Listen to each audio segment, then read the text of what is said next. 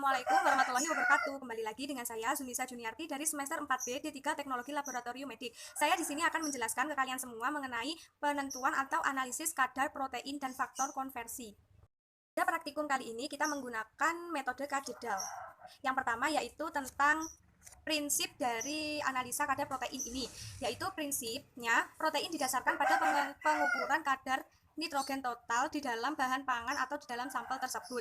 Pada praktikum ini mempunyai 3 tahapan, yaitu tahapan destruksi, destilasi, dan titrasi. Selanjutnya yaitu tentang prosedur penentuan kadar protein. Yang pertama, haluskan sampel hingga menjadi serbuk. Ditimbang sampel sebanyak 1 gram, ditimbang K2SO4 sebanyak 7 gram, ditimbang juga CuSO4 sebanyak 0,8 gram. Campuran K2SO4 dan CuSO4 ini berperan sebagai katalisator atau mempercepat reaksi. Terus kemudian masukkan sampel pada labu kajedal menggunakan corong agar tidak mengenai batang dari labu kajedal, yaitu masukkan K2SO4 dan CuSO4 ke dalam labu kajedal tadi. Lalu ruang asam dinyalakan dan tuangkan H2SO4 sebanyak 12 ml ke dalam labu kajedal. Lalu panaskan. Pada tahap ini terjadi proses destruksi, yaitu protein terurai menjadi unsur-unsur penyusunnya seperti C, HO, dan N terpisah dari senyawa proteinnya menjadi NH4, 2SO4.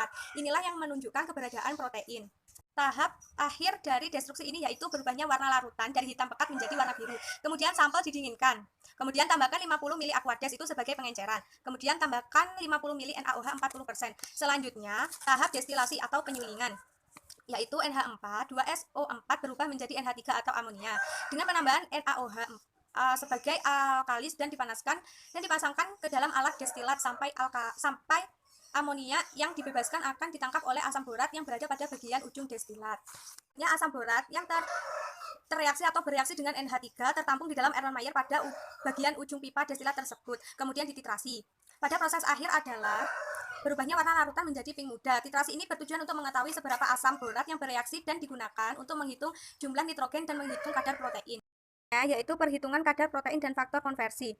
Persen N itu nitrogen sama dengan mili HCl sampel dikurangi mili HCl blanko dikali N HCl dikali 14,01 dikali 100 per miligram sampel untuk mencari kadar persen protein sama dengan persen nitrogen dikali faktor konversi.